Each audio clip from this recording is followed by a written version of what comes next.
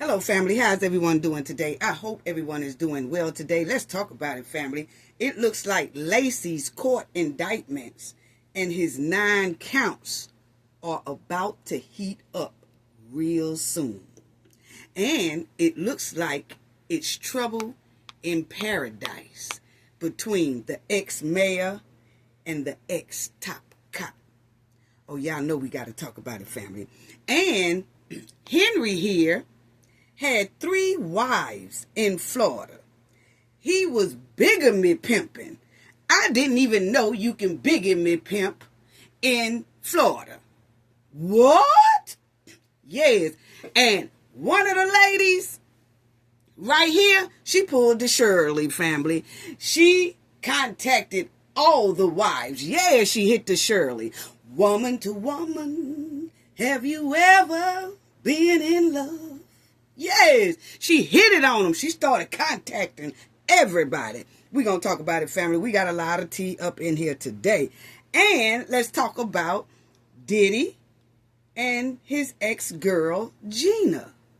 Yes, Gina wrote a letter to the court and asked for Diddy to be released. And remind you, this is the same person who was AKA victim 3 on the court papers in the trial as being missing. They couldn't contact her. They couldn't find her. She wouldn't talk to them. She wouldn't contact them.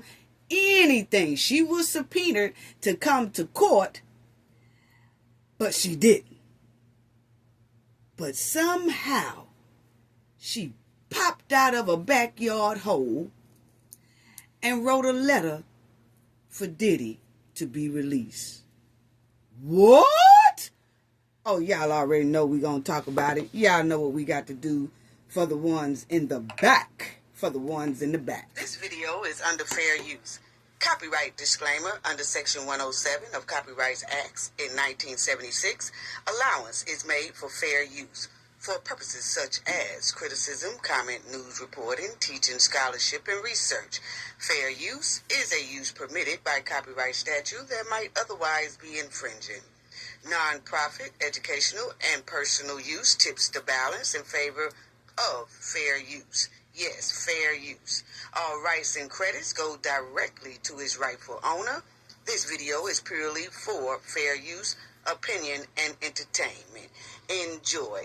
And we also want to add that everything in this video is alleged. Yes. Yes, so let's talk about it, family. Shout out to everyone. Shout out to the replay game. Thank you for coming back and doing the replay. Thank you to everyone in the comment section who leaves a comment. It's greatly appreciated because that makes a big difference as well. Shout out to everyone in the chat. The chat always be on fire. Salute to our awesome and amazing moderators as well. Thank you to all our subscribers. And please subscribe to the channel. If you are not a subscriber already, it is so greatly appreciated. Thank you so much. Appreciate it. And thank you to all our viewers, that stop by and just click, and we appreciate you doing that. It means a lot, and thank you so much for just joining in to the Knowledge family. Appreciate it. Please subscribe to the channel if you are not a subscriber already. Now, let's talk about the Hen and Lacy, because, see, we've been getting a lot of emails from some people in Chi-Town that's telling us that Lacy's bankruptcy court situation is getting ready to heat up. And they are saying that, boy, it's some tension between Tiffany and Lacy, allegedly. Okay? Now, I've gotten more than 2 or 3 emails saying that Lacy's bankruptcy situation is about to kick off real soon, and it's going to be heated for a couple of months. Yes. So I just wanted kind of to go into that so we won't have to do it when it pops off pretty soon. Okay? Because it's supposed to pop off allegedly pretty soon. So now, What will that mean for Tiffany when Lacy's bankruptcy indictment and his 9 counts come up in court? And what is he going to do to try to kick some of that time off his head? Okay? And that's along with Keith Freeman, who is also indicted on bankruptcy fraud as well. So let's talk about Lacy's bankruptcy indictment and it possibly heating up real soon. Okay? Because there's some escalating tension going on allegedly between the Hen and Lacy. Now, Lacy bankruptcy indictment has been swirling on those Chi-Town streets and curve. And Lacy is most likely trying to shake some of that 9 counts off his head and throw that hen slap in that quicksand with giving as much information as he can regarding that hen. Because you have to remind you that Lacy is about 60-something years old. He not trying to get all 9 counts on top his head. I don't think so. Okay? And I do think if he can get out of some of those 9, he will. And if it depends on throwing that hen in some quicksand and giving up and providing some information that he might know, I feel he might do that. Yeah. So, y'all remember that it was August 2024 when they had indicted Lacy on bankruptcy, fraud, and perjury. Now it is August 2025. And the word has been swirling around those Chi-Town streets, who has emailed some of us and told us that, hey, it looks like Lacy's bankruptcy case is getting ready to heat up. And boy, it's going to be something, because it looks like he's not going to fall for all 9 of those counts. He's going to try to get some of those counts knocked off of him. And the only way to kind of do that is to provide some type of credible information. Yes. So, now, check this out. Because I want y'all to see that Lacy, as y'all see, Lacy made a lot of materially false and fraudulent representations in oral statements and documents submitted in his bankruptcy case, including unreporting his monthly income and concealing bank accounts that he controlled. Okay? And among other things, Lacy falsely represented that he was separated from his spouse and that he did not reside, that she didn't reside with him or contribute to his monthly income or mortgage in his indictment papers. That's what he said, and they realized that all that was false, okay? And he was fraudulently calculating his monthly income so that he wouldn't really have to repay some debts that he owed, okay? So he did all that. They caught him, and they got him on 9 counts. Well, family, I want y'all to check out how many people are on top of Lacy's head regarding this indictment on his bankruptcy fraud, okay? So check out how many people are on Lacy's neck about this bankruptcy fraud and indictment. Now check it out. You'll see the indictment was announced by Mars, okay? Acting U.S. State Attorney for the Northern District of Illinois, okay? Then you got Douglas, Special Agent in charge of the Chicago Field Office of the FBI. Then you have Ramsey, Acting Special Agent in charge of the IRS Criminal Investigation Chicago Field Office. Then you have Ruth, inspector in charge of the Chicago Division of the United States Postal Inspection Service. Then you have Hannibal, inspector general of the United States Small Business Administration Valuable Assistant. Was provided by the U.S. Trustee Program. That's a lot of damn big dogs, family. That's a lot of big dogs. Then, I'm going to show y'all where not only are these big dogs on top Lacy head, also the watchdogs. And then I said, wow, that's very familiar. Because the watchdogs just got through knocking Tiffany upside her head about those receipts.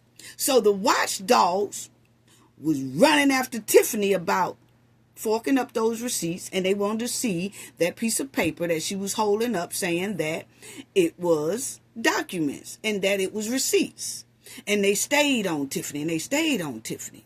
But then you're going to see in here also, the watchdogs are on top of Lacy's head as well about this bankruptcy fraud.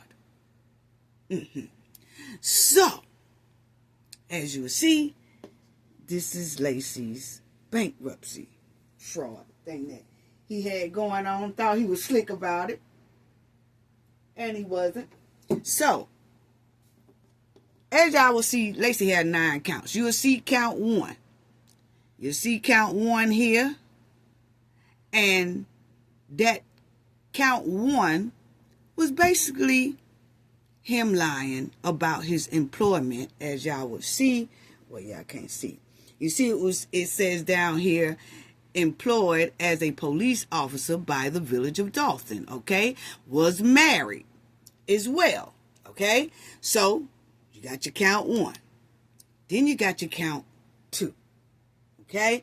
And the count 2 was basically he filed some documents that he knew that was untrue, and it was given a scheme and attempt to fraud the bankruptcy court system. Okay? It's got count 2. So this is count 3. Okay? Defended herein for purpose of executing and concealing the above described scheme and attempt. So he was attempting to hide like bank accounts, assets, ownership, all that stuff like that, okay? Then this is along with count 3. He was married. Well, he was married, but he said he was separated, okay? And that his spouse no longer resided with him, and he did not, and she did not, contribute to any of his household expenses, which, you know, she did. The true amount of funds on deposit at BOA. Okay, he wasn't telling what all he had in his bank accounts and things like that. Okay, then you got count 4. Okay, this is basically the same thing. Is that he is lying on his petitions that he filed in other courtrooms. Okay, and so they was catching up with him from in 2020 when he filed, and then he was telling tales on that one, and then they said he filed again in another year and he was still telling tales on that one. And so they kind of combined all of these together and said, hey, look, you've been lying about bankruptcy for a minute. Every time you file bankruptcy, you give us lies, basically. Okay, you don't tell all the truth. So that's when all these indictments came down and they added all the things, bankruptcy fraud that he has done from the time he first filed bankruptcy all the way until when they indicted him. Okay, so that's what make him have 9 counts. So that was count 4. Count 5, basically the same thing. That count 5, he has purpose of concealing, again, a lot of other different information in other years, okay? And as y'all would see here, this count 6 right here, he committed perjury. So they are saying, okay, this your count 6, because they feel like he knew what he was doing and he was lying just to get over on the court and just to get over so he don't have to pay his creditors. So when he would have like a deposition or something like that, and he would have meetings with the creditors, he was steady lying to them.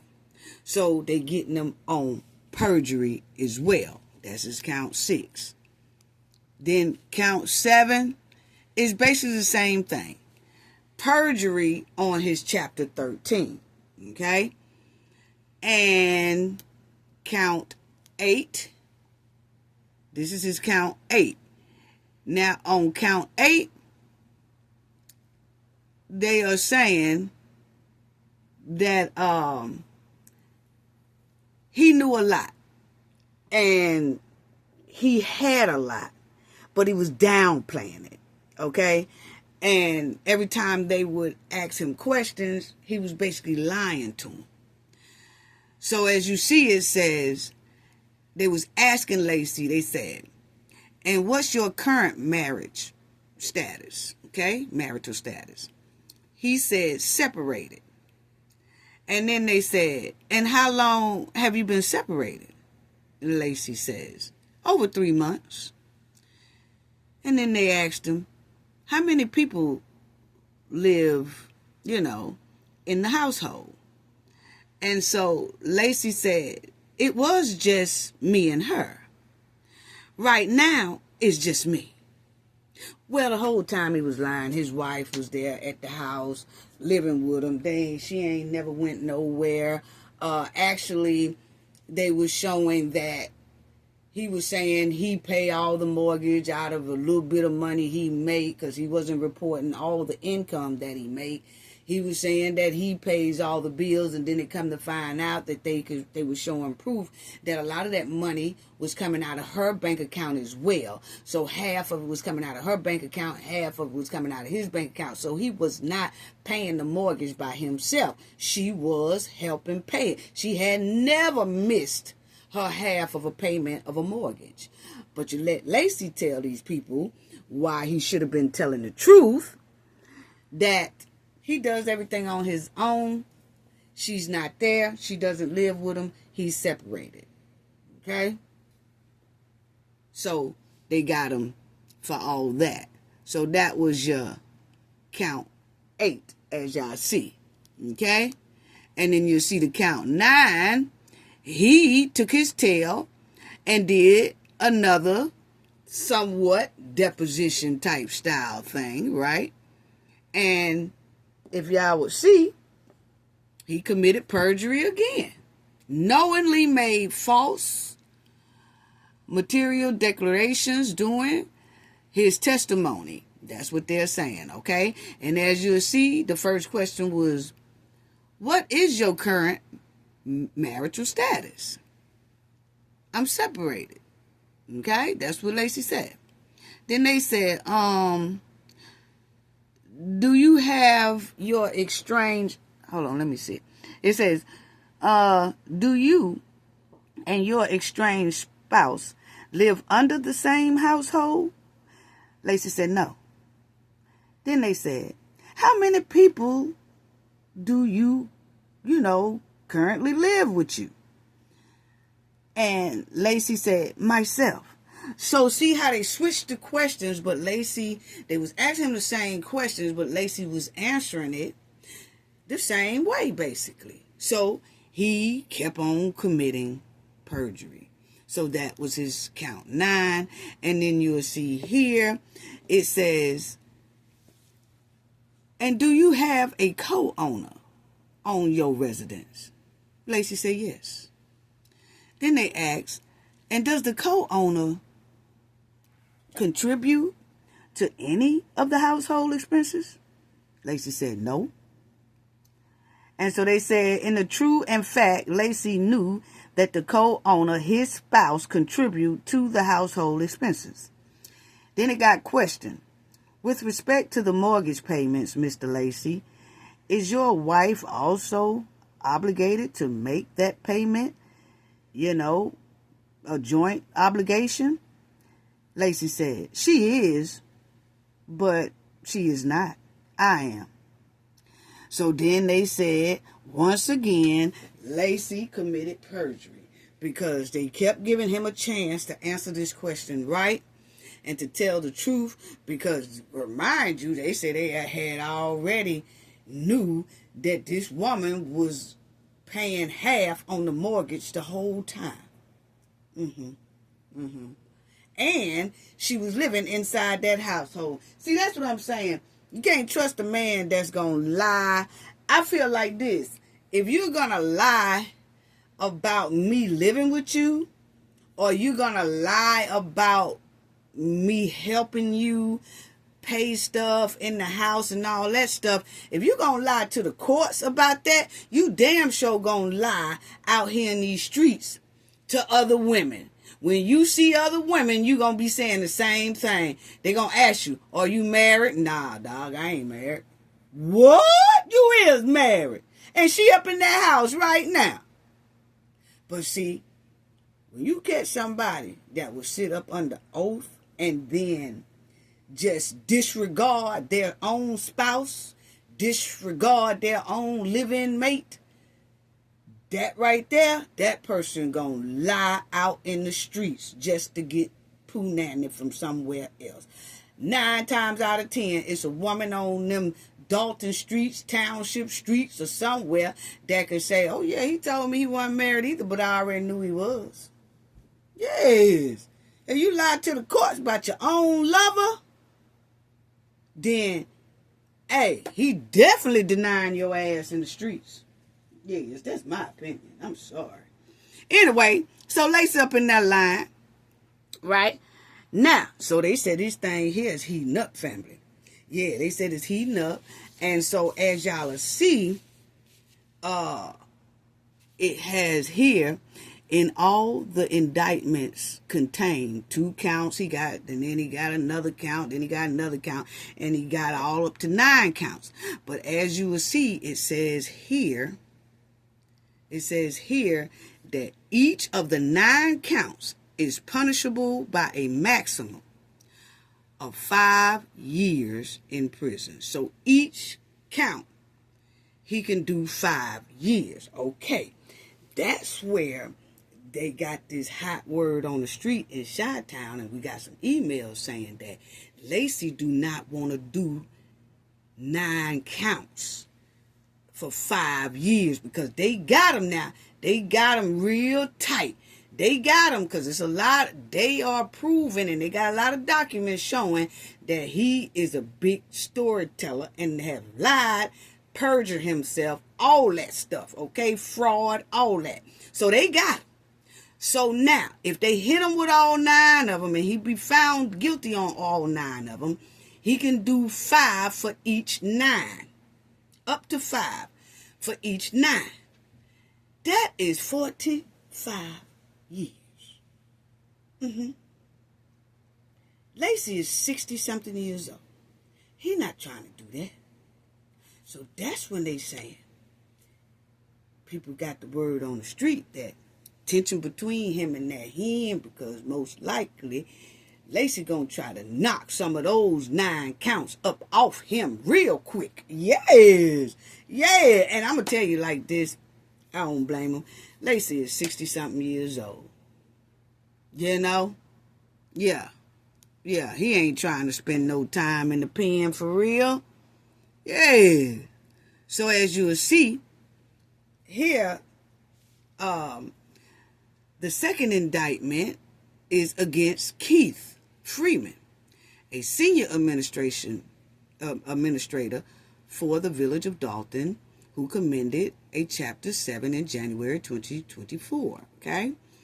This indictment contains allegations similar to the Lacy indictment. For example, the indictment alleges that Freeman scheduled and statements of financial affairs contained several materially false statements and omissions, and that Freeman lied under the oath at a meeting of the creditors. The indictment further alleges that Keith provided a phony tax return to the Chapter 7 trustees, okay? So with all, but see, Keith started doing things, trying to do things right, okay? He started trying to do things right and help out the village and try to fix up some mess ups. He was trying to do that right after he got indicted. Well, Lacy was still being bullheaded. Lacy was still being rebellious, and he was still covering and acting around there with the hen, even though he was fired from his cop duties at the village. But he was still holding Tiffany down for a minute. But I'm going to tell you, when they got that pressure on Lacy, and Lacy started looking at them 9 indictments, and he saw this thing here was serious, and he saw that all the evidence they had, and then he saw that he can go down eating them hard-ass grits for about 45 years. He said, that's when everybody's saying it's tension in the air, it's tension in paradise between Lacy and the hen. And the stakes for Lacy for doing time is real high. It's real high. The stakes are high. And don't think, in my opinion, he ain't gonna start having diarrhea of the mouth when it comes to telling on that hen just to reduce his time. Lacy's 62 years old. He ain't trying to go to jail. He is not. He is not. And I'm going to tell you right now, Lacy knows a lot more than people think he knows about that hen. Because remind you, he was the hen's top dog protector. He was running the police department, who was protecting Tiffany. So it's a lot of things he knows. It is. You can say he don't. My opinion, he do. He was protecting a lot of what was going on with Tiffany. My opinion, he know a lot about Tiffany's criminal behavior. And I feel, my opinion, he knows a lot about the financial hidden secrets. And most likely where those receipts are located if they haven't been destroyed. And if so, he most likely know about all that too. That was her top dog. That was her security. He ruled the police department. He ruled damn near everybody except for Tiffany. Yeah. So most likely this thing gonna get messy and interesting as it starts to heat up, because the word on the street is that it is getting ready to heat up real hard, and it's gonna smell like skunk meat. You notice how quiet they both are right about now. They laying low. Yes. But as y'all see, it got Keith only have 1 count, and that maximum for his 1 count is 5 years. So Keith can do 5 for his. But considering the fact that Keith have been cooperating and trying to right his wrongs and all that, so I don't know. He might get a strong probation. Don't know. But the Lacy thing, yes. So it says here, under federal law, the debtors may be criminally prosecuted for various kinds of misconduct in connection with a bankruptcy case, including concealing assets, falsifying information, embezzlement, or bribery. So see, they were saying that all that stuff there was going on, family. That's what they're saying. All that was going on in Lacy's case and in Keith's case. And both of them are tied to the hen. And, So now, this is what I'm thinking, family. Is that when this case do heat up real soon regarding Lacy's bankruptcy case, I'm thinking that they are going to handle Lacy's bankruptcy case first, and then Keith Freeman's bankruptcy case. And then after that, I think they're going to go ahead on and indict Tiffany. Because they most likely going to have most of the information they need to throw that indictment down on them. Yeah, I'm thinking that because a lot of things going to have to come out during Lacy's trial, or, now his bankruptcy has nothing to do with Tiffany. But you can get time knocked off if you talk and tell them some things that they did not know that they needed to know that might throw some time off your ass. So that's why I'm thinking they most likely going to wait until Lacy case is over with, Keith case is over with, then collect their evidence and get it in order and throw that indictment on that hen. I think that's all that's left, and that's all they waiting on right there, to get it on paper and all that good stuff right there. Yeah, because remember, Lacy knows a lot too, just like Keith Freeman. Keith Freeman was Tiffany's right-hand man. Lacy was Tiffany's right-hand man. And by Lacy being in law enforcement, and he was the top dog in law enforcement, who made sure that the hen operations was safe. Yes, clear the room, and any more noise, y'all gonna clear the room. Yes, he was making sure that Tiffany operations was safely guarded.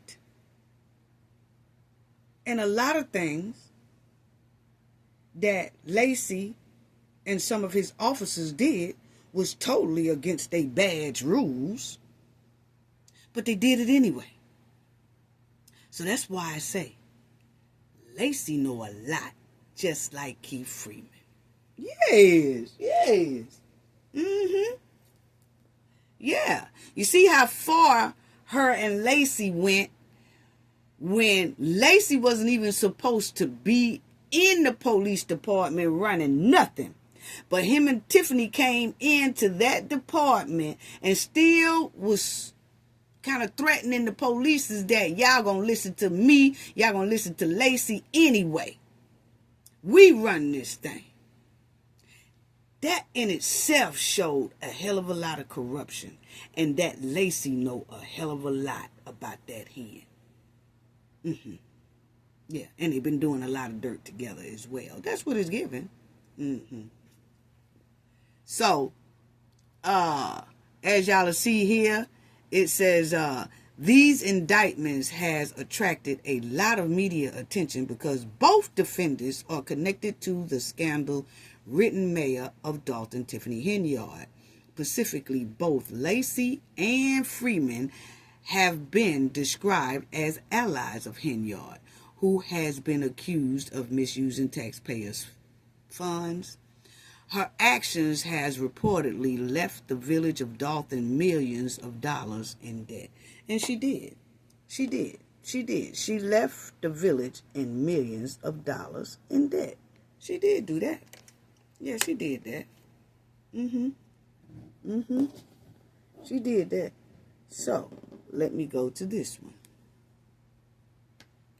Even if Lacy and Freeman indictments are prelude for a more significant Henyard indictment, the U.S. Department of Justice take bankruptcy crimes seriously in order to protect the integrity of the system. Yeah, so regardless, you see that they keep now saying Lacy and Freeman.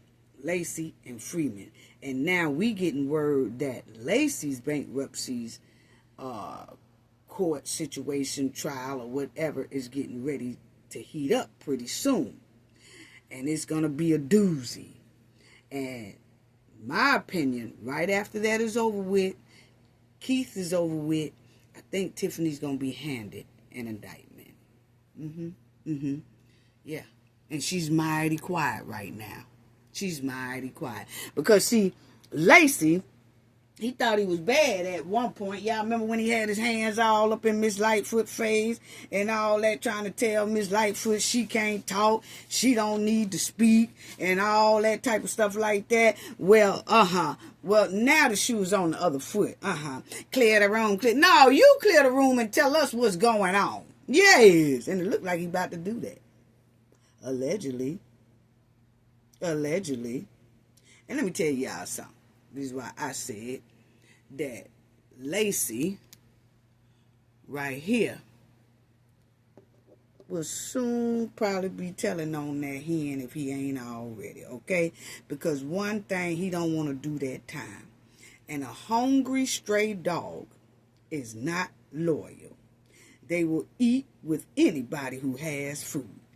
Lacy finna have diarrhea of the mouth. Yes, if he ain't already, he gonna go right back up in that courtroom with that duck-ass suit on and start telling. He gonna be telling everything he could possibly know to get some of those 9 counts up off him. Each 9 he get up off him, that's 5 years disappear. Lacy ain't trying to do 2 years. No, he ain't. He talk a good game. But Lacy ain't really built for that pen or that jail cell. No. He can threaten to put other people in there. But he ain't built to be in there. You can tell the way he looking right there. Walking like a duck with that duck suit on. Yeah. You can already tell he ain't built for it. Had a lot of mouth, but he was looking scared that day right there. You can look at his face. I was looking at him. He was walking tight. He was walking forward. I was like, well, is he finna fall over? Or is the tie tripping him up? What's going on? Because Lacy looked scared, tight, in a hurry, but walking forward like he finna trip over his own feet. He was nervous. He was nervous. That picture right there told me Lacy finna have diarrhea of the mouth. Yeah, he ain't as bad as he think he is. Yeah. Yeah, trouble most likely in that paradise, just like we said. Yeah, he is. Yeah, he is. Now, let's move on. Next. So we gonna keep an eye on this right here because it do supposed to be heating up, and I got some emails from some people in Chi-Town that they pretty credible. So we just gonna see. But they say it's finna heat up. Don't know if it's gonna be like a month from now or a couple of months from now, but it's supposed to heat up real soon, and we'll keep an eye on that. And of course, we gonna talk about it. Yes, because it is definitely most likely trouble in paradise with the top cop and the ex-mayor. Yes. Now, let's talk about this. Oh, Henry here. Henry done messed around there, and Henry had married 3 women in Florida. He's married to 3 women. Oh, Henry Betsy. Now, Henry is currently married to 3 women in Florida in 3 different counties in Florida. The 3 women didn't know nothing about each other at all. He was playing them hard. All 3 of them got played, okay? All 3 women met Henry on dating sites. Boy, and they was acting like Henry was the best thing that ever happened to them. Yes. But that one, this lady right here, she wasn't playing with him. Honey. She made sure. Yes, that's her. Yeah. And see, the other 2 didn't want to be shown, so they blurred her out, and they blurred this one out, was sitting at the table, with a man explaining that they didn't know that he was married to both of them, or all three of them, okay? So, this is him in the jail, had his hearing. Now, old Henry, they had caught Henry ass in 2024, okay?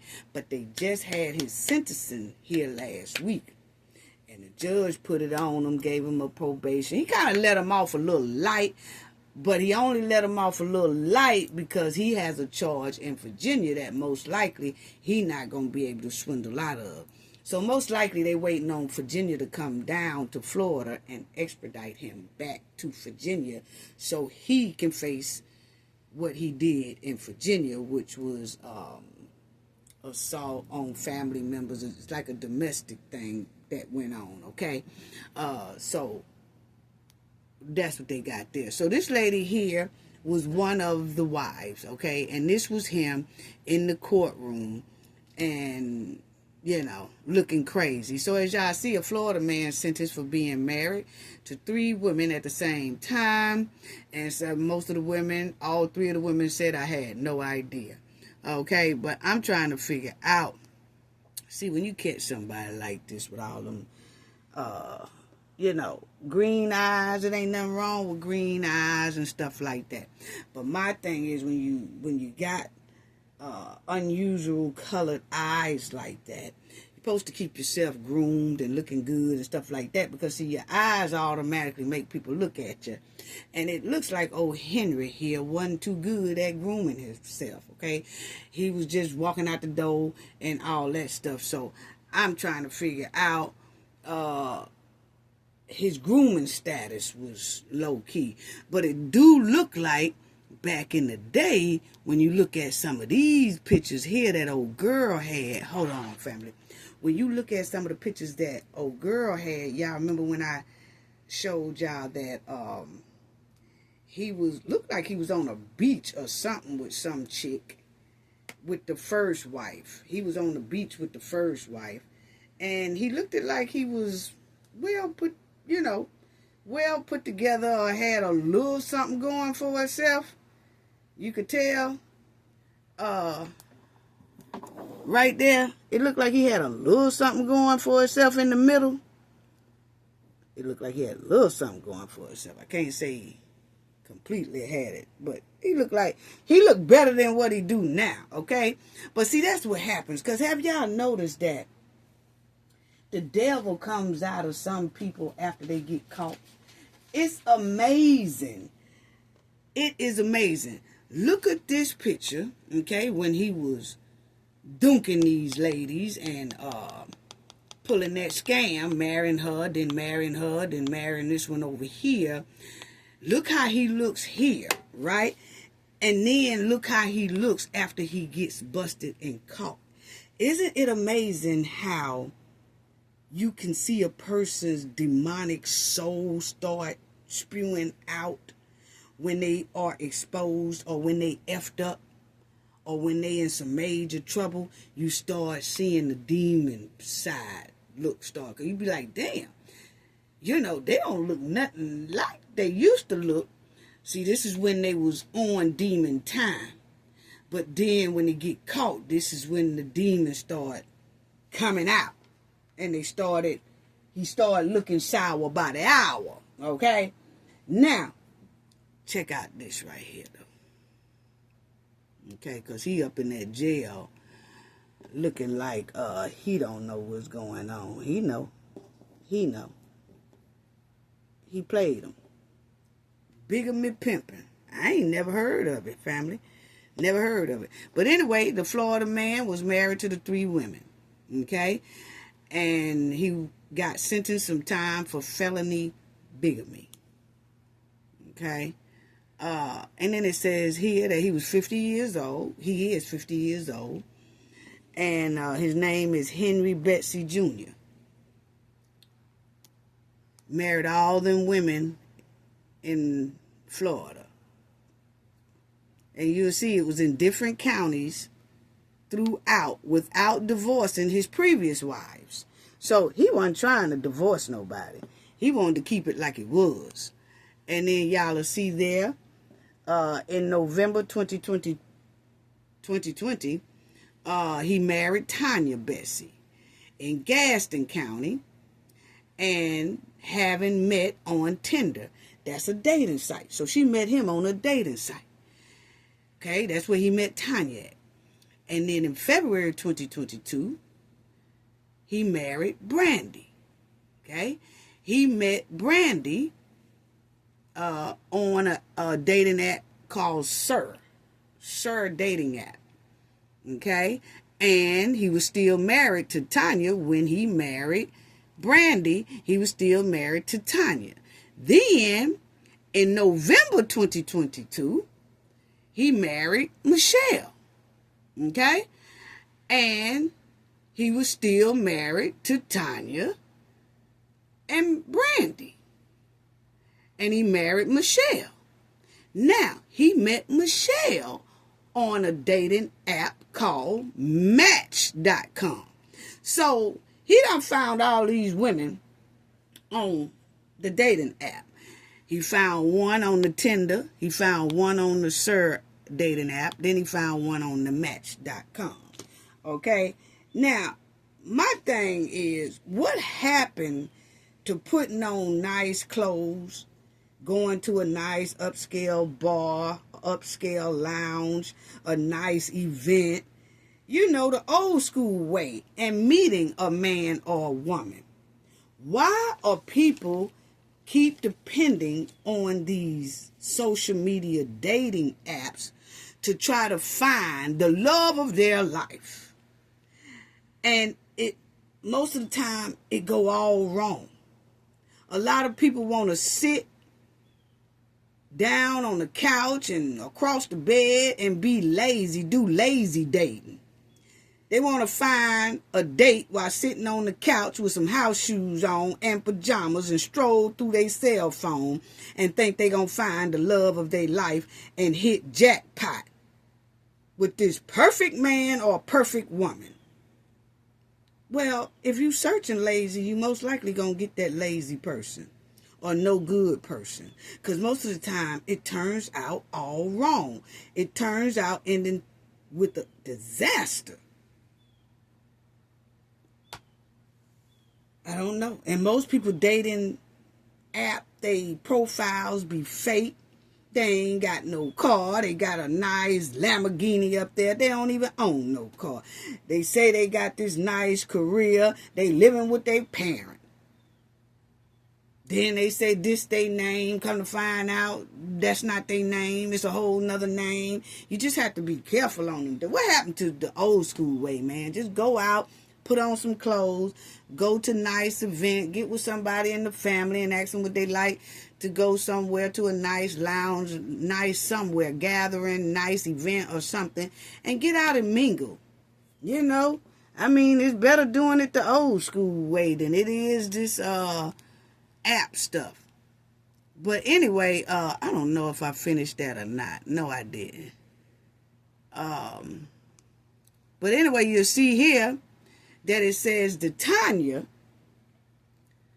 she became suspicious and searched county records and discovered Henry's other marriages and alerted the other women. So see, Tanya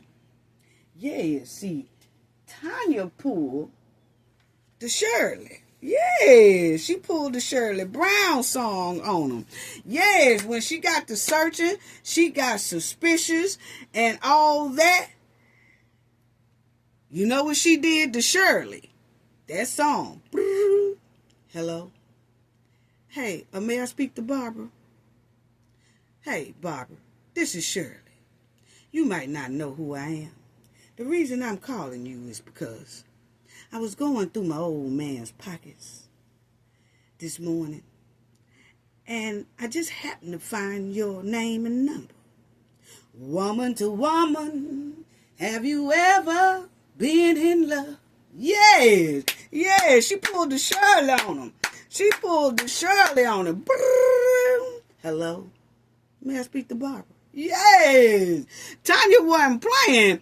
Tanya pulled the Shirley out on Henry. Yeah, and she contacted the other women and she told them, yes, woman to woman, Have you ever been in love? Yes, yeah. Now, knowledge men, don't get mad at me now, because see, don't get mad at the knowledge women over here, because we ain't go through nobody's pockets and stuff. This is Tanya and Shirley talking about they alert other women and contacted other women and all that stuff like that. You see it right there, Tanya. We ain't went through nobody's pockets and wallets and carrying on, okay?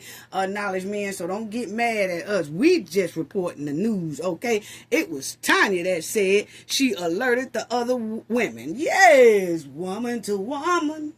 Have you ever been in love? Yes, she pulled it on them, family. She pulled it on them. But anyway, now, the knowledge women don't have to do all that. We ain't going through your pockets and your wallets and all that stuff like that. Hey, we see stank. We gonna talk about it. If it don't improve, then you just going on your way and I going on mine, okay? And leave all the car keys and stuff like that while you're at it. Anyway, family. But, yeah, so Tanya alerted everybody, okay? And she told him, hey, look here, not only is he married to you, he married to me. Yes, and he married to the other one, too. So all three of us, let's get on a conference call and let's talk. Because I want to know about how you met him, where y'all live at, and all that. So he got 3 houses, too? How was he spending time with these women is what I want to know, family. Yes, how was he doing that? Yes. I don't know. But he was around there bigamy pimping in Florida. Yeah. But anyway, family, got here. He was sentenced now. And, hold on. I want to see, did they have, because I got his thing in here. Let me let y'all hear what Tanya said in a minute. But let me finish this right here first. But he was sentenced. Michelle addressed the judge at the betrayal and lack of remorse. Because, you know, Michelle said that he was acting like he didn't care in the courtroom, as if he didn't do any wrong. He don't see nothing wrong with what he did and things like that. And I'm thinking maybe it could have been in his culture. You know, looked like he might have a cultural background of that's what they kind of do have 1, 2, 3 wives, but I feel like he should have told them, like, look here, and take your ass out the United States, because all 50 states don't play that. You cannot be doing no bigotry pimping around the United States, okay? So I don't know where this man here from, but evidently he from somewhere that he felt like he got the right to do that. No, you do not, okay?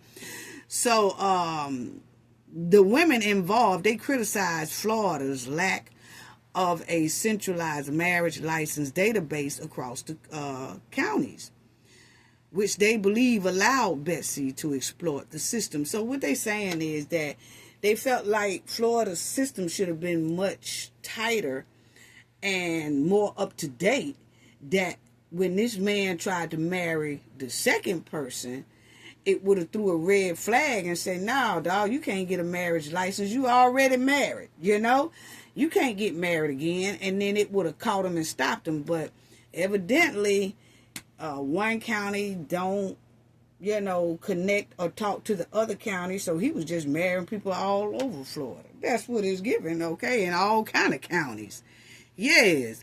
And it says bigotry is illegal in all 50 states in the United States, okay, including Florida. It is considered a third-degree felony in Florida, carrying penalties including fines and time, okay? So, yeah, but he didn't give a damn. So, let me let y'all hear a little bit of what she was saying, Michelle, inside that courtroom. Then he had the nerve to get up there, and he said an apology, but you could kind of tell it really, he was just saying it because he needed to say it so that the judge don't really go upside his head as much, okay? With those penalties. I am unfortunately still the wife of the defendant. Yeah, I am here today just as a woman who was betrayed by someone I once trusted, but also speaking on behalf of the other women involved. What he did was not a mistake, it was a deliberate choice, and choices have consequences. So that was her. Now this is him. I want to apologize to the ladies for, and I want to apologize to the court administration and also to my family and friends that have to be involved in this, because ultimately this is something that, I did not wish on anyone. Okay, so y'all heard what he said. Check out what he said again. He said he apologized. Don't sound like he was really First and sincere. foremost, I want to apologize to the ladies for it, and I want to apologize to the court administration and also to my family and friends that have to be involved in this, because ultimately this is something that, I did not wish on anyone. Guilty now this the judge. The offense, which is going to make him a convicted felon. I'm going to sentence him to 2 years probation with 8 days credit for time served. He'll undergo a mental health evaluation. He'll complete a certified battery intervention program. Okay, so he got to do. We can take this to the next level. This is her. That's the other chick. Here in the state of Florida can learn from this, and that we can put up safeguards so that this doesn't happen to other women. Now, she said that, they're going to go to the Florida legislator and see if they can get their system updated to where nobody can do this again, because he had 3 wives living in 3 different homes, like living a triple secret life that neither one of them knew anything about, okay? But my thing is, what did these women have? Like, was these women like widow women that had inherited a lot of money from like a deceased spouse or something? Was he searching for certain particular women? Because I noticed that these 3, they seem very nice, upscale ladies, and I was wondering, was he just targeting people for money, or was he targeting these women for immigration status? What was it that he was targeting these women for? And seemed like I can't see the other 2 because, like I said, they was blurred family. But as we seen the other one, she's a very nice looking woman. I'm just trying to figure out why she couldn't do it the old school way and just go out and go to some nice establishments and stuff like that and mingle with people and meet a nice gentleman, okay? But instead, they was all on this dating app, okay? So, you'll see, I was asking, what kind of make a man have all these different wives? And as y'all see, it says something about, bedroom reasons. They like to have different type of explorers and things like that. Sometimes their religion that they do. They desire multiple partners because the lack of fulfillment, monogamous behavior and all that type of stuff, okay? And then I looked and it had on here about, I noticed they brought up Henry when it came to the immigration status. And I was saying, I wonder, was that it? Because, okay, you only have to marry one person to kind of get immigration status or try to get a green card or something like that. And I was thinking, well, hell, maybe he was thinking that, hey, if it don't work out, like, say if my green card expires here, and she can't keep me here, maybe the other wife can, or maybe the other wife can. Don't know what was going through his head, but y'all will see it says men to have a man to get multiple wives on marriage fraud in context of immigration. In the United States, according to, some articles and everything, a man might enter into a fraudulent marriage with a foreign national to help them obtain a green card, often for financial compensation. Well, it's vice versa. Like, he's trying to get with them because they are the ones who are American citizens, and he is the one that's marrying this one, marrying that one, marrying this one. Was it did these wives know, like, hey, we gonna get this certain amount of money if we marry you? We can get this certain amount of money because you trying to be legal here or whatever like that, and then they get lump sum. Then he goes somewhere else and marries to another woman and then get another lump sum. However it go, I don't know if it's going that way. I'm just saying, I was just coming up with different scenarios of how in the hell, first of all, did he get away with it in Florida? And then he was so comfortable with it. He was so comfortable with it. Do we have other friends in Florida that have done this too? Or they have different wives in Florida too? Like they married to 3 and 4 different women too? I mean, you never can tell because they said that he got away with it. So I'm quite sure he ain't the first that's probably got away with it. If they update their system in Florida, they probably see that there's a lot of men running around there with 3 and 4 different wives at the same time. Because obviously he did it. And so why are they doing it? That's the point. Is somebody benefiting out of all this? Or is he just strictly going after women who had a little something? And he wanted to drain their bank account and their purse. Because it don't look like he had no job, no nothing. They didn't mention none of that. They didn't mention nothing about Henry having an upscale job.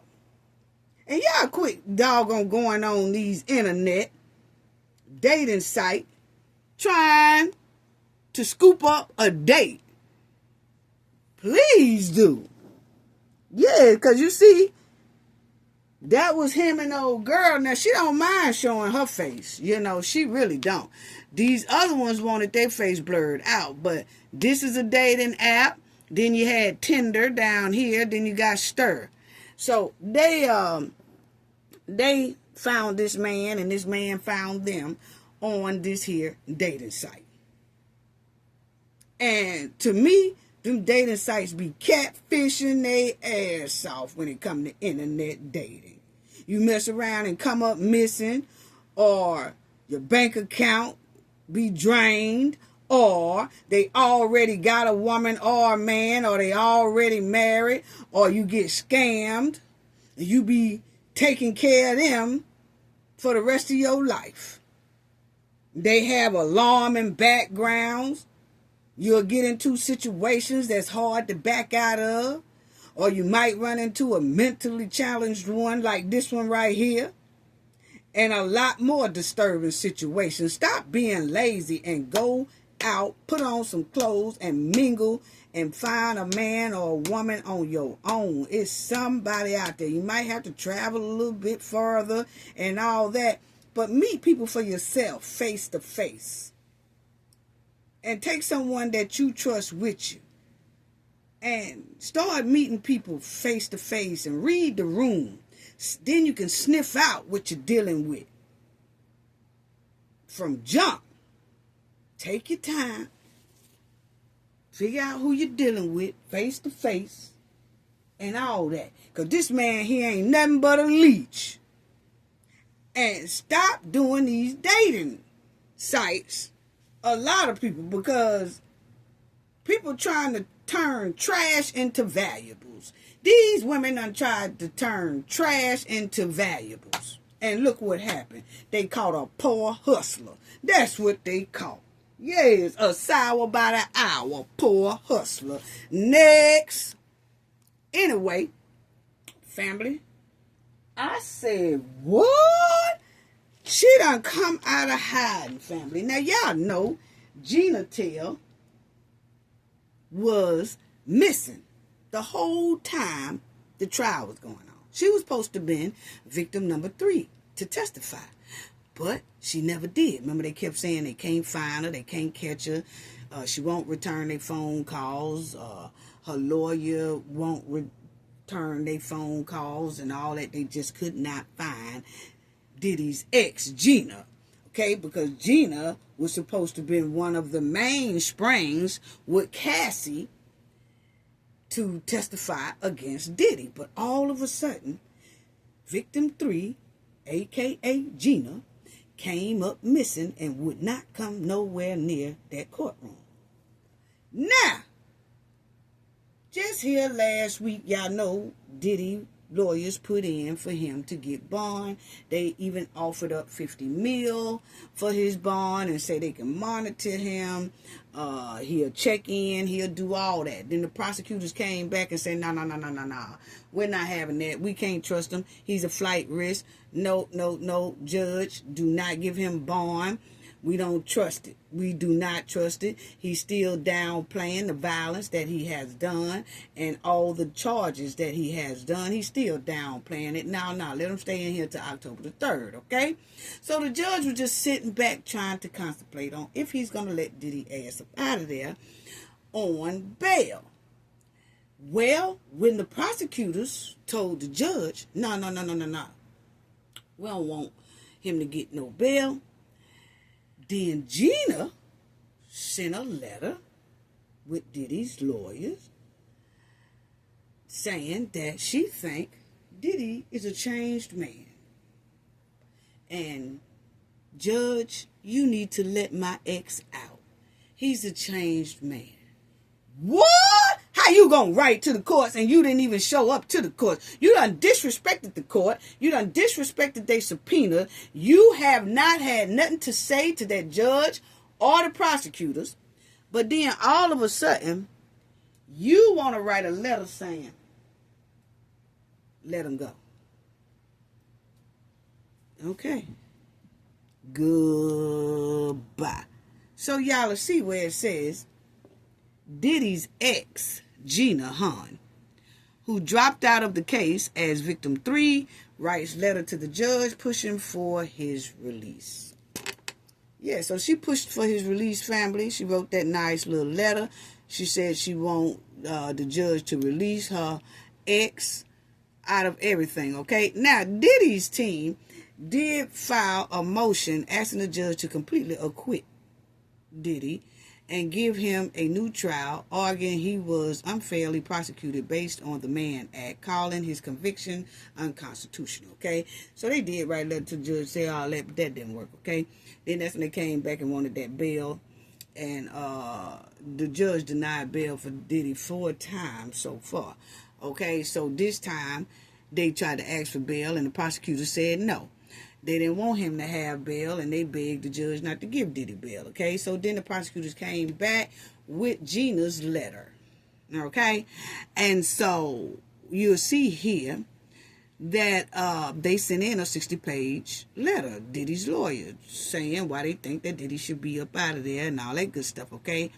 And then other witnesses also, like Cassie, y'all will see Ventura, previously wrote the judge a letter pleading him to remain, for Diddy to remain incarcerated, okay? Because they said that they fear for their safety. And they feel that he would be a threat to them if he is released. So they want him to at least stay there until the judge do his sentencing on October the 3rd. Now, Gina wrote the letter. And this is what Gina said in her letter. She's the ex of Diddy, and his ex-girlfriend, who was supposed to testify against him in his criminal case, but mysteriously dropped out days before the trial began, has written a letter to the judge pushing for Combs' release on bail, okay? Virginia Hans, who go by Gina, was part of a prosecution case against Diddy, initially anonymously referred to as Victim 3. But before the trial began, prosecutors alerted the court while Victim 3 was under subpoena to testify, they had lost touch with her and her attorney. And she may be a no-show. So she did not show up. She was a no-show, okay? She avoided the court. She hid out where could nobody find her, okay? Now, all of a sudden, Victim 3 writes a letter to the court. So for the first time, she had to identify herself inside of this letter, who was Gina Hahn, okay? And she said in her letter, my name is Gina Hahn, okay, that she wrote to the judge. And that she does not believe that Combs is a danger to the community and he is a committed family man who has not been violent in many years. Now, that's what she said. Okay? Now, but check out everything she said.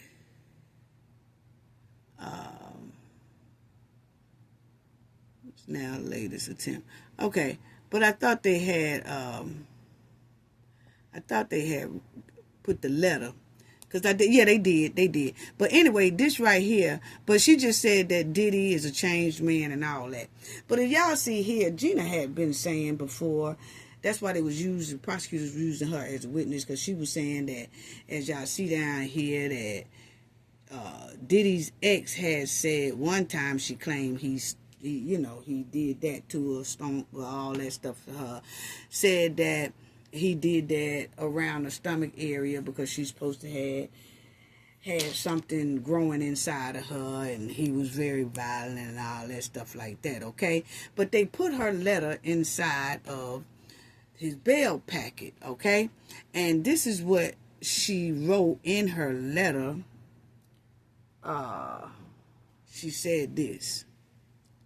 She said that she has known Combs for years, both professionally and personally. She acknowledged her relationship with the disgraced mogul was not always perfect, but he was willing to acknowledge his mistakes and make better decisions in the future. By the time our relationship ended, he embodied an energy of love, patience, and gentleness that was markedly different from his past behavior. To my knowledge, he has not been violent for many years, and he has been committed to being a father first, the letter stated.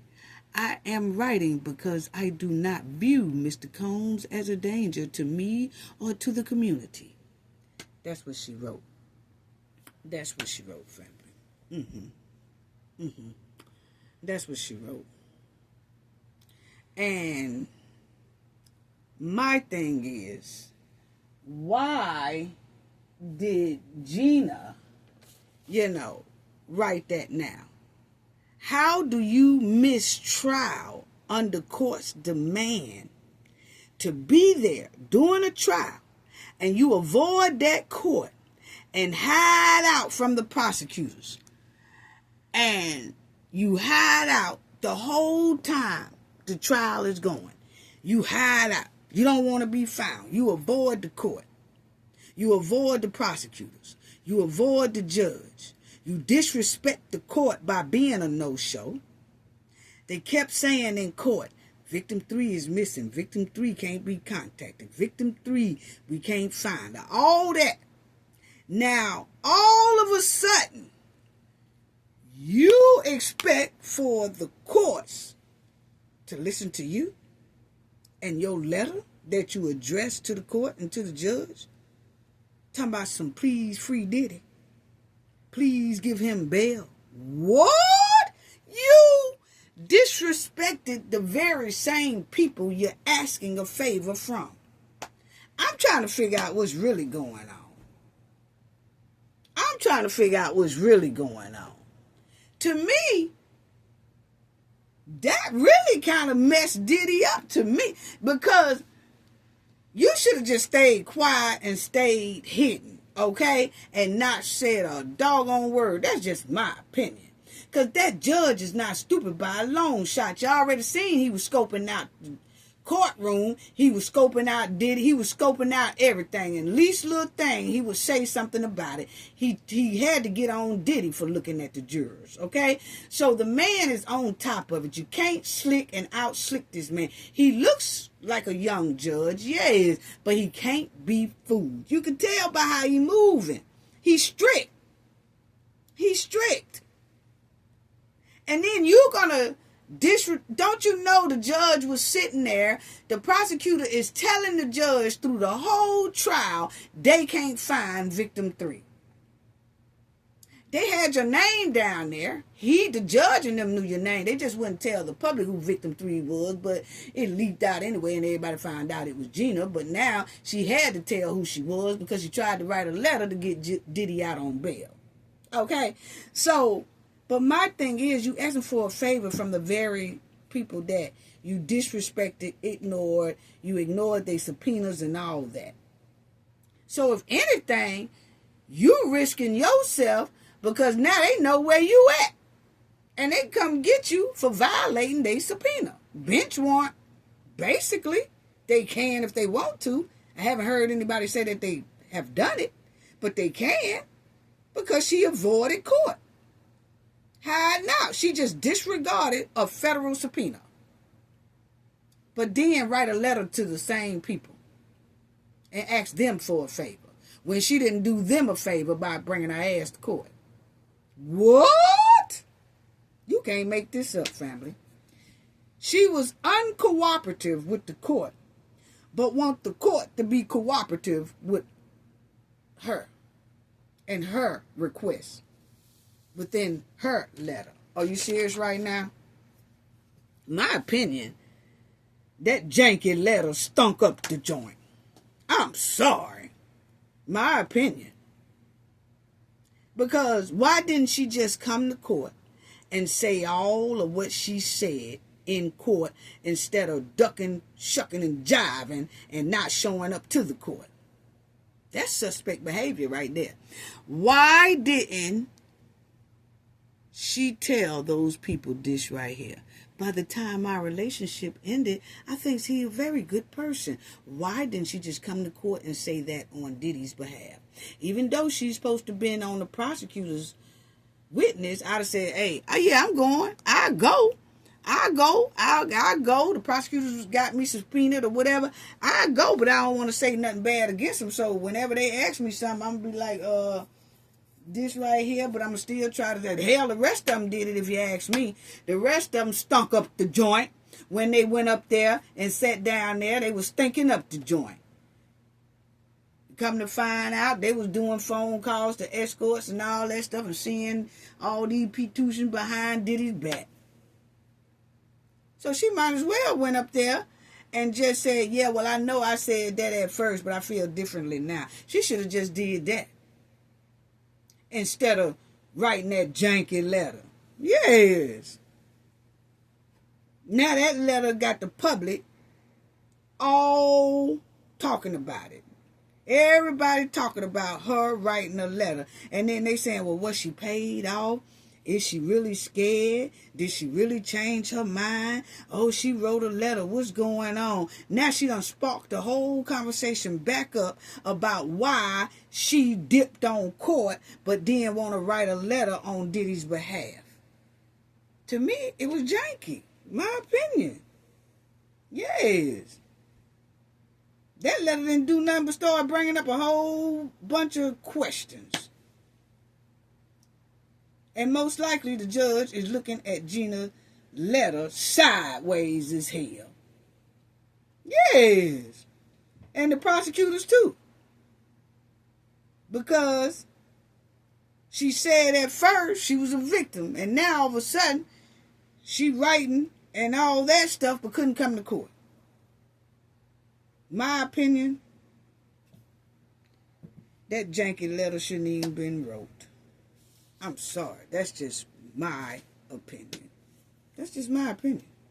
You know? And I got a right to my opinion. Writing that old janky letter. But next, let's talk about Diddy. Look, he denied bail. So see, right after that old janky letter hit the judge's desk, he looked at it. He was already, without that letter, he had not made his decision yet on if he gonna let Diddy up out of there. Not saying he was or anything like that, but the thing is, you got a victim that the judge knows was a victim, she say, allegedly, that was supposed to come before his court and was subpoenaed to come before his court. This person did not show up. So to everybody else, it's looking like, okay, is this person scared to testify? Or was she paid off to not testify? Or is she just changed her mind? Which one is it? So the judge was knowing all this the whole time, okay? So now this man is trying to get out on bail on 50 mil, okay? And the judge is weighing it and weighing it and weighing it and weighing it. Then here come a janky letter from the person who's supposed to came inside his courtroom. Next thing you know, the next Monday morning, this past Monday, the judge put in his decision and said no bail. Now he say he think Diddy is a flight risk. What? Yes, honey. Mm-hmm. Because if you notice, when he was declining Diddy before, he was just saying, hey, you know what? I think that he's just a danger right now, or he might try to contact the witnesses and things like that, and I'm just going to hold him in here. That's how the judge was kind of talking the first time, family, when he was denying all these bails. So I'm wondering, did Gina let her come from out of the country? Because all of a sudden, the prosecutors and everybody is saying they feel Diddy is a flight risk. Remember, Diddy had turned in all his passports, his family turned in their passports, the kids, all that, turned in their passports. Now, they really wasn't making a big issue about flight risks. They was making a big issue about him being a danger to the community, or they fear that he gonna contact some witnesses, or the witnesses fear for their lives. So let me just go ahead on just keep Diddy in here. Okay? It was more of that than flight risk. But then, here lately, when they asked for this here bail, they coming up with flight risk. So I'm saying, my opinion, now it's just a scenario, is Gina in the U.S.? Was that letter written from the U.S.? You see? Or do somebody feel like Gina's not even in the U.S.? Because you know the feds had subpoenaed her, and they probably looked for her and probably knew when they said, oh, she's going to be a no-show. When they said she's going to be a no-show, the feds most likely knew then, probably, my opinion, that Gina wasn't even in the U.S. Because the feds know. The feds know how to track people down when they want it. If the feds want you, they could get you. But they probably realized, dang, her ass over there in the U.S. I mean, outside of the U.S. So they ain't messed with her. They just told the courts, hey, she going to be a no-show. We can't find her. They didn't tell the courts where she was or anything like that. Just said they can't find her. So most likely when they can't snatch you like that, most likely it's because you outside of the U.S. Right? They can get you, but it's just going to take a minute. Longer than what the trial was. You see what I'm saying? So then when Gina messed around there and wrote a damn janky letter, and maybe it was in their head that she ain't even here. So if why she speaking on his behalf? So if he do get out, is he going to go where she at? I don't know. I'm just giving out scenarios, family. That's all. It just don't look right. But anyway, judge said no, family. He said no, you ain't getting up out of here. Point blank, period. Okay? Bail denied. He said because of a risk of flight or danger. Either or. So, judge said no. A federal judge denied Diddy bail for the 5th time. So this was the 5th time he denied it. He was denied bail on account of being a risk of flight or danger. Combs will be sentenced on his conviction of transportation to engage in prostitution on October the 3rd. October the 3rd. Now, let's talk about this. And then I also want to talk about the Zulu controversy, okay? Because the Zulu parade controversy, I just want to touch on that briefly, and then I'll close out. But anyway, you know, when people was talking about Trump pardoning Diddy and all that, and I was telling y'all in the last video, I just think it's a rumor. Trump is, you know, me being born and raised in New York City, you just know about certain people and how they move and certain stars and how they was moving in New York City, you know what I'm saying? And the thing is that Trump just don't like for nobody to dog him, and then he's petty. and then he just forget about it, you know? And so I think the rumors is false about him pardoning or thinking about pardoning Diddy, because Trump did a interview last week on a news thing, okay? And you'll see here Trump says Sean Diddy Combs' past comment makes pardoning him more difficult, okay? And he said, when I ran for office, he was very hostile. Trump said of the Bad Boy Record founder, it's hard, you know. We're human beings, you know. So, yes. So, you'll see here, Trump says Sean Diddy Combs' past comments make pardoning him more difficult, you know. Then it says here, Trump says he considers Sean Diddy Combs sort of half innocent despite his criminal conviction in federal court in July. But the president called pardoning the music mogul more difficult because of his past criticism. Okay? Told y'all he was petty. Anyway, the family, the Knowledge family already talked about this. But anyway, Trump spoke about Combs doing an interview on Friday night. So this past Friday, he was on an interview with Newsmax, okay? And he said this. He said Combs was found guilty on the 2nd July of 2 counts of transportation to engage in prostitution, with each leaving him facing up to 10 years in prison. But he was acquitted of more serious STs and racketeering conspiracy charges. He was essentially, I guess, sort of half innocent, Trump remarks to the Newsmax host Robert, okay? He was celebrating a victory, but I guess it wasn't as good of a victory. So you see how Trump threw shots at Diddy. Because remember, when Diddy got acquitted of the most serious charges, everybody was talking about, oh, he coming home, he coming home, he coming home, oh, he coming home. Then come to find out that he had to stay in there even off of those lesser charges. He had to stay in there until his sentences. So that's what Trump's saying. Well, you know, he was celebrating a victory, but I guess it wasn't as good of a victory. So see how Trump threw shade? I'm trying to tell y'all the man is petty, okay? Yes. People gonna learn to listen to this old school G Cafe. But anyway, because while them rumors was going on, I kept telling the Knowledge family, don't believe that because Trump is petty, okay? Trump is petty. But anyway, check it out.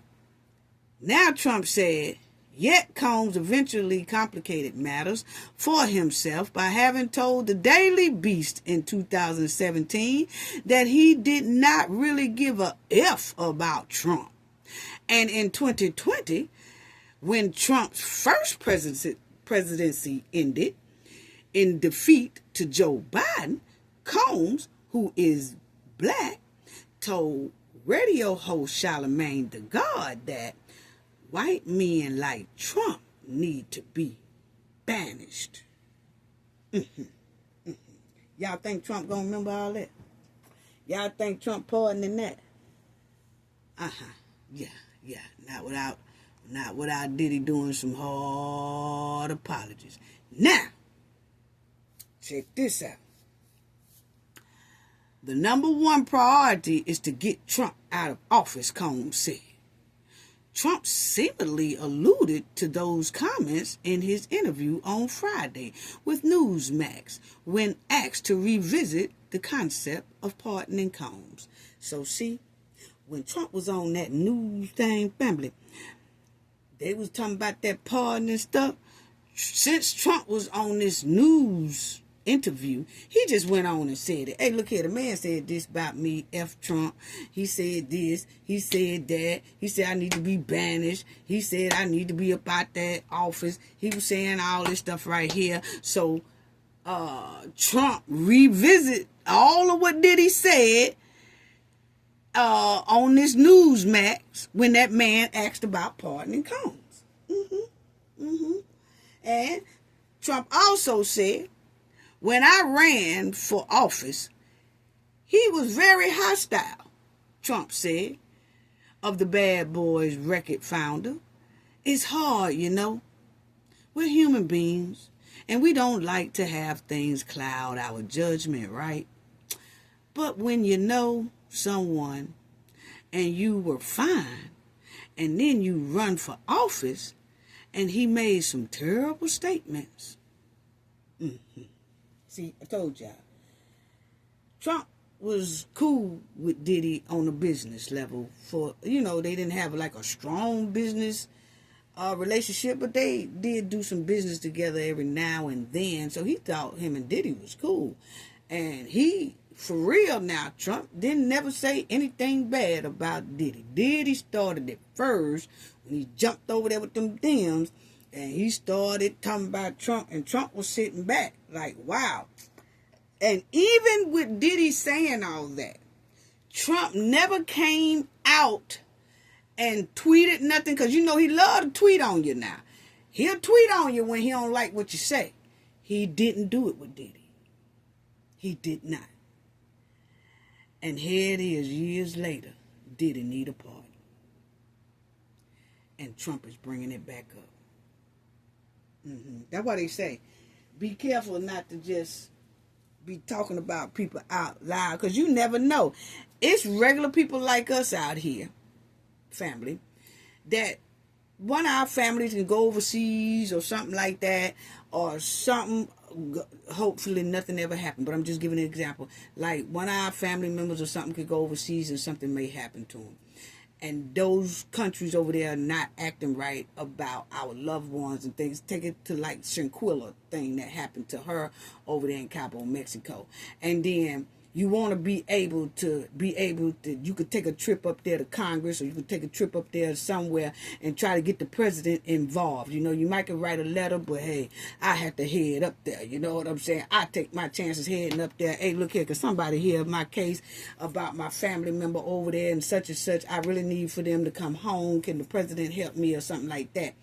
And then when the president and their administration get to looking at your social media, or what you have been writing, or what type of person are you, what type of person that this family is coming from, and they see all type of bad stuff you done wrote about the president, or you done wrote about the vice president, stuff like that, it could cloud the judgment of helping. It's not supposed to, but it could, just like we're reading right here now. That's why they say be careful about some people that that you might have to call on in the future. Try not to dog them. In public, at least. I don't know, you talk your talk behind your closed doors, but in public at least. Because you never know when you'll need that person.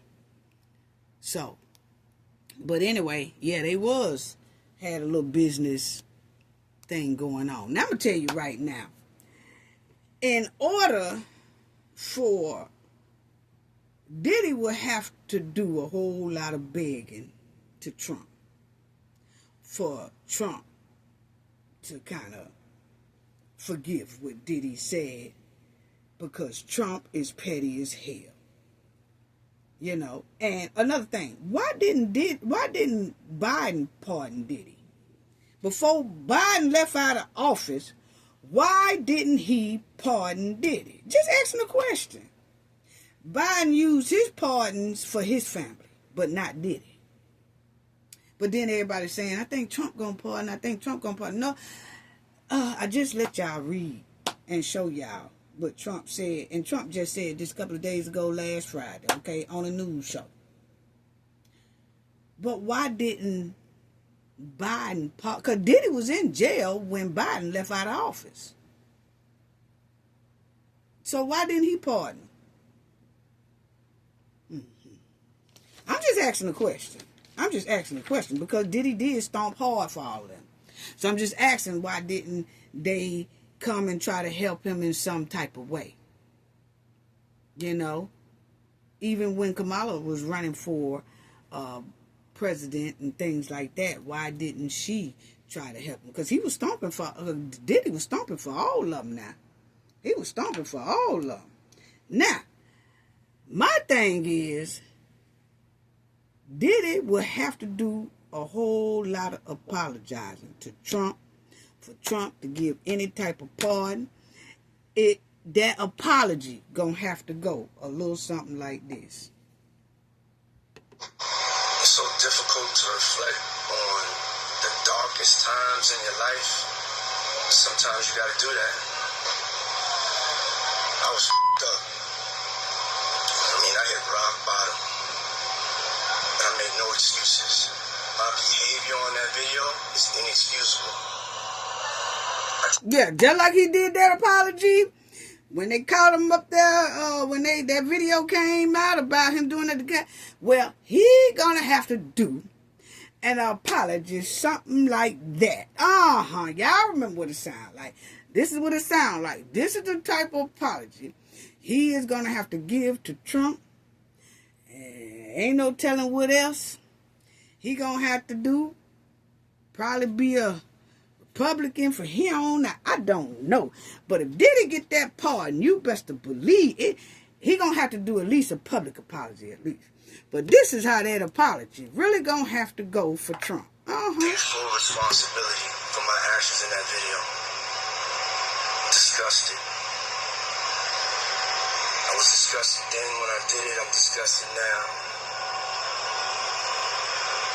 I went and I sought out professional help. I had to go into therapy, and go into rehab. Had to ask God for His mercy and grace.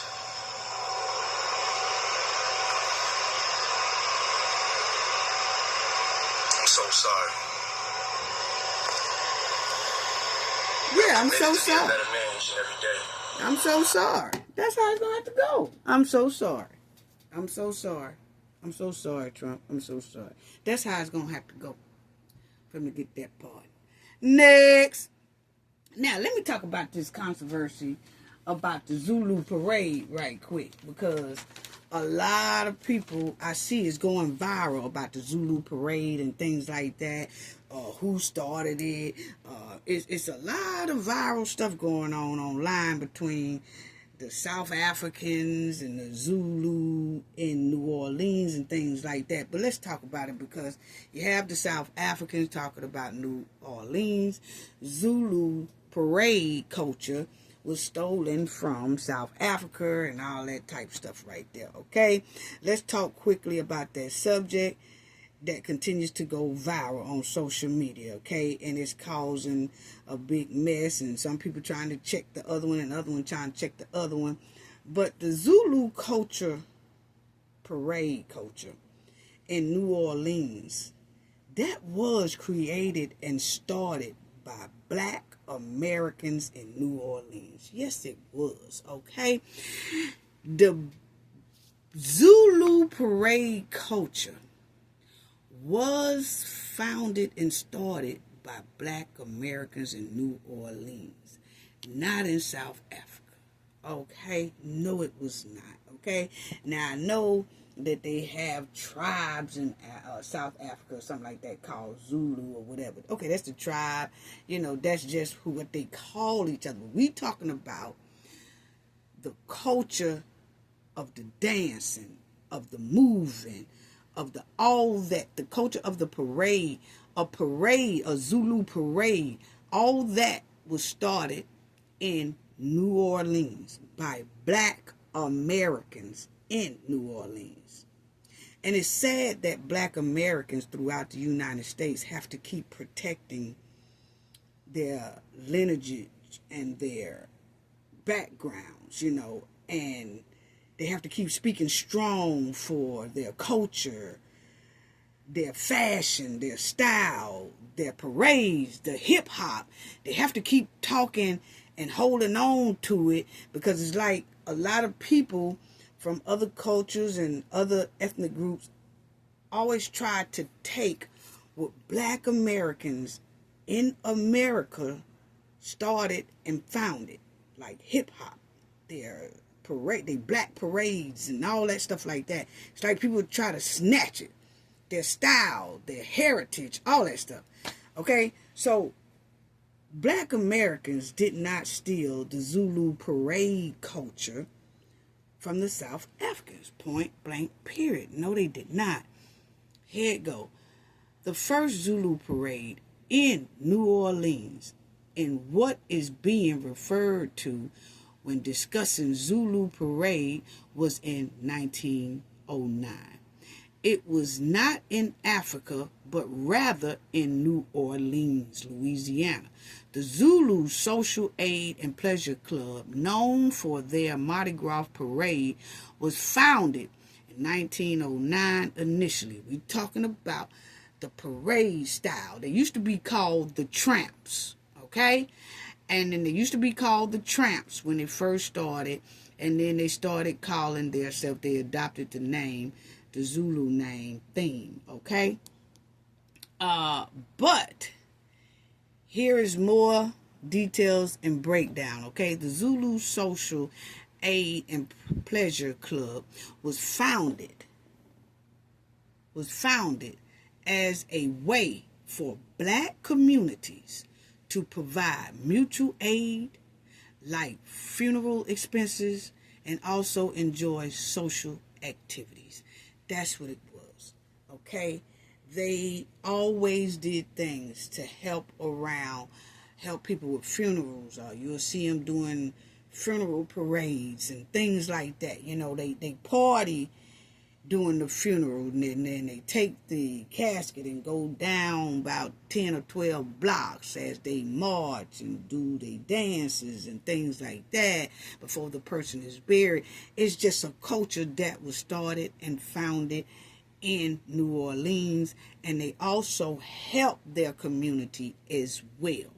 That's what it was based on, okay? Point blank, period, okay? And you have some people saying, no, black Americans stole it from us and all that stuff. You will see the Zulu parade was a direct response to the exclusion of black people from the establishment, mostly whites, in Mardi Gras. So what it was is that because Mardi Gras was like, it seems like it was only every year, you only seen a lot of other ethnic groups that had floats, and they was the only ones that had balls, and you had to be invited to their parties, to their balls and things like that.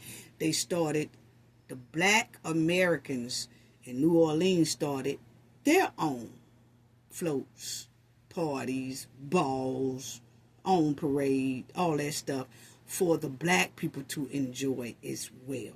Okay? That's all. Yeah. So, the Zulu parade remains a cherished tradition within the black community of New Orleans.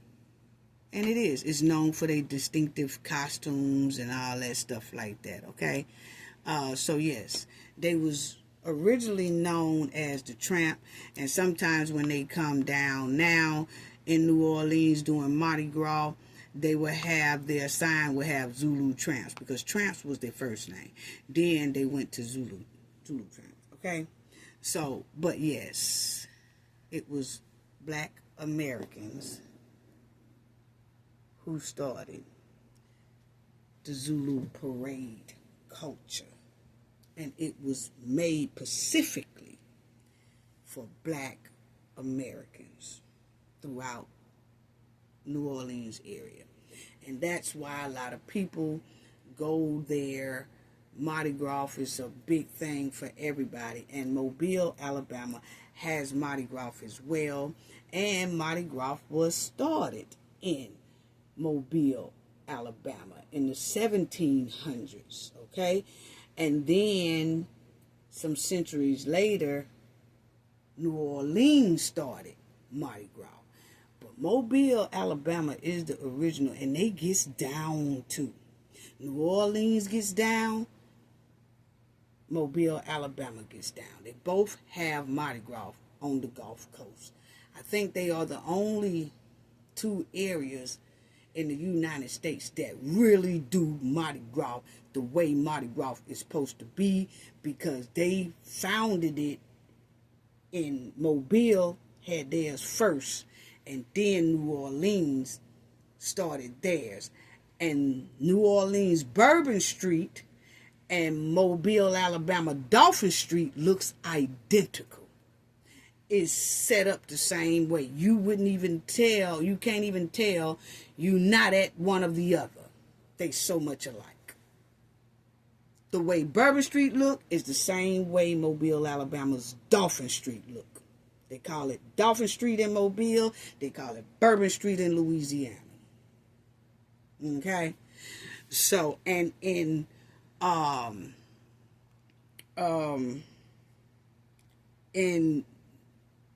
New Orleans, you'll see, well, y'all see right here, and this is the only reason why I brought it up, because it became a big viral conversation, you know what I'm saying?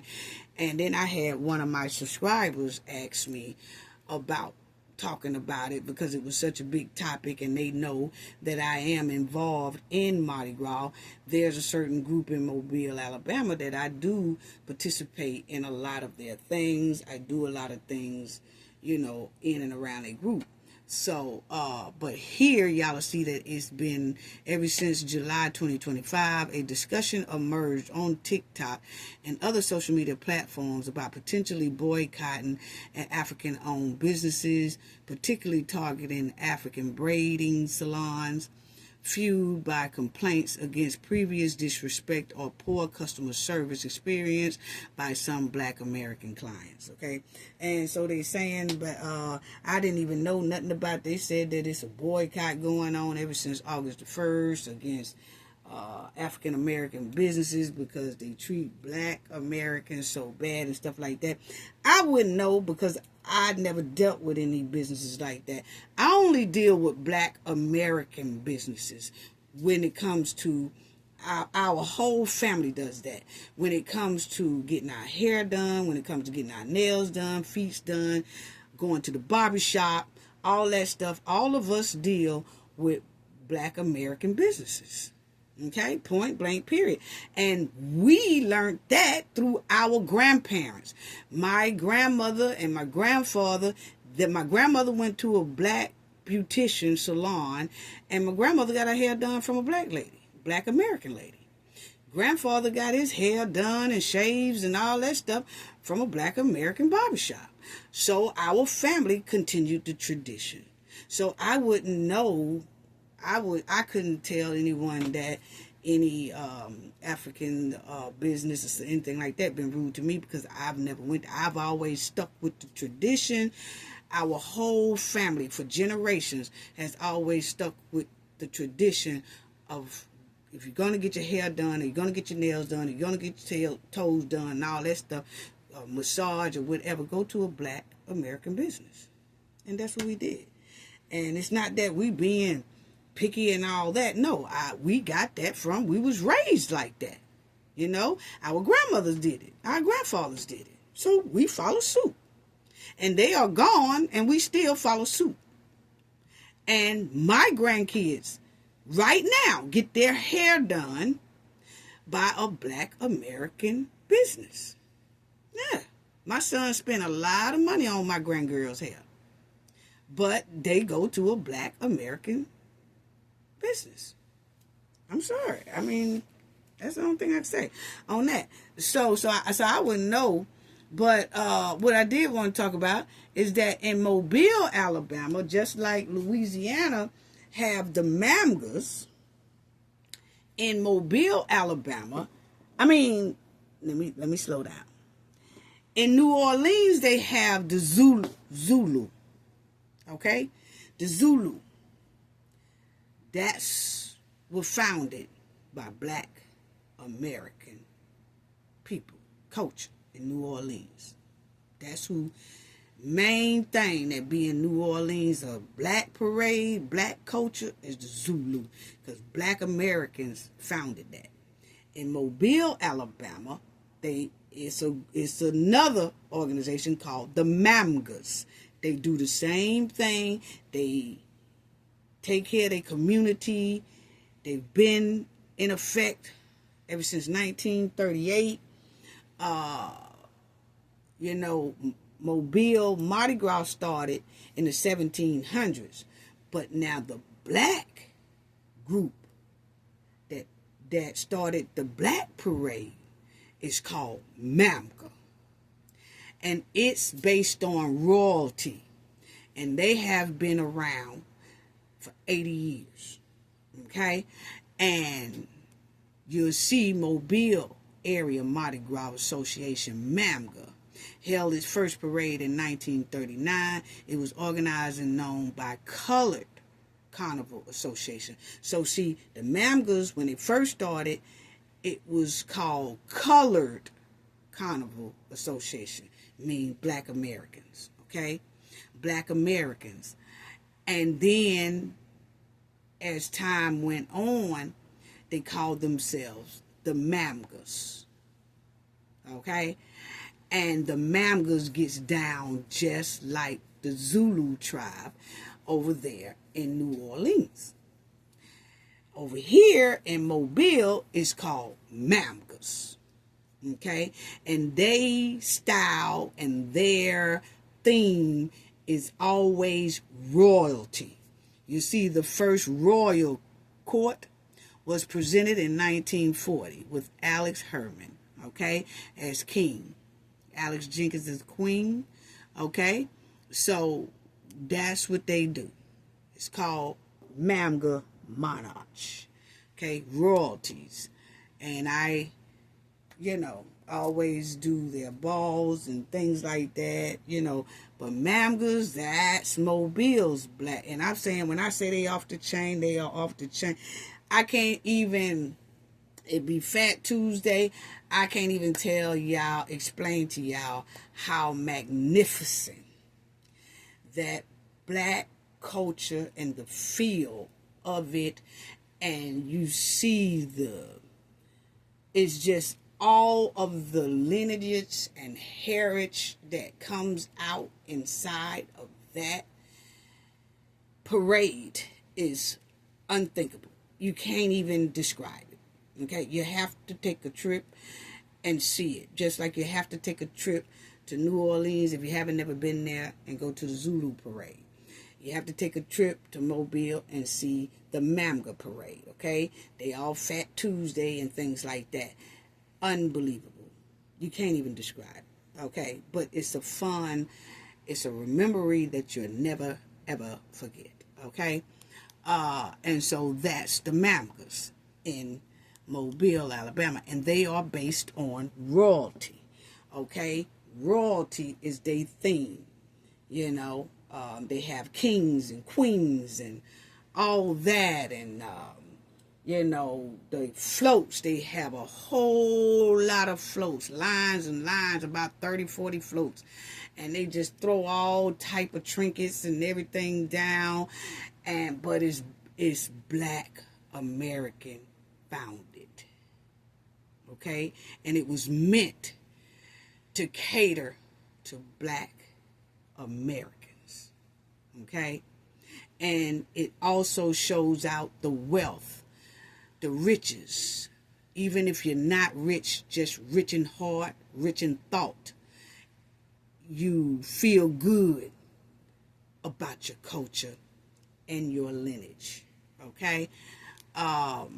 As y'all will see here, this was back in the day when they named the kings and the queens, okay? Way back in the day. This is how the kings and queens be stepping and all that stuff, right? Now, right today, they done got jazzy, okay?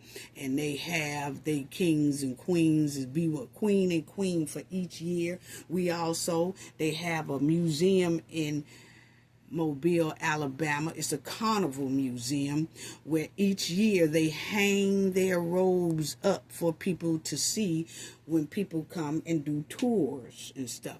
So you can go to the Mardi Gras museum and you'll be able to see all these expensive robes. Now, these robes that they be wearing cost well over $500,000. It costs like $700,000 just for the robes itself. Okay, they hand stitched. Okay, it's not no, they hand stitched. They start making these robes 12 months in advance. Okay, that's just how they do. And they are beautiful, and they have different ones. And when you go to the museum, Mardi Gras Museum, you will see all different robes hanging up from way back 50 something years ago, 60 something years ago. Okay, but that's it, the mamgas. Okay, the mamgas, and that's how the mamgas was rolling back in the day. Okay, Black American riches. Okay, and like I said, you don't have to be money rich. There's some money rich in there, but you don't have to be money rich. It means feeling rich about your culture, about where you come from, about your lineage, and all that. Okay? Yes, yes, yes. See? Yes, so that's a lot of the robes, and that's the museum that a lot of the robes are in. So when people come down, because you know we on the Gulf Coast, this is a tourist area, and a lot of people do go to our Mardi Gras museum, and they look at all the different beautiful robes, and it be a tour guide guiding you around, and they tell you about each robe, who made it, how much it cost, and things like that. Okay, but these robes are well over 700,000. Okay, and it's black people. Okay, and so as y'all will see right here, Gulf Coast, Black Heritage, Mardi Gras, Mamga royalty in Mobile, Alabama. Oh yes, and I am a part of these people, and we have a very great time. That's why every Mardi Gras, I always put up our parades and everything up on the channel where people can enjoy the Mardi Gras parades. Y'all will see that I have a lot of videos on the mamgas every year. Okay, so that's the history on that right there. So that's all I have to say about that. I just had some people wanted me to touch on it, and I just told what I know or whatever like that. So I want to say thank you to everybody. Shout out to the chat, shout out to the viewers, shout out to the replay games, shout out to the subscribers, shout out to you all, shout out to our awesome moderators. Just shout out to you all. I'm sending loves and hugs to every one of y'all. I want to give a special shout out to the ones who donated in our last video. Kevin Clausen, thank you so much for your generosity. Your generosity is so greatly appreciated. Thank you, thank you, thank you for your donation. G. Portez, thank you so much for your generosity. Your generosity is so greatly appreciated. Sending loves and hugs to you both for your donations is greatly appreciated. Shout out to y'all once again. Kevin Clausen, G. Portez. Thank you so much. Gain knowledge to prevent blockage. And we all know what that means. The more you know, the harder it is for anybody to block y'all from your goals and success. Bye-bye.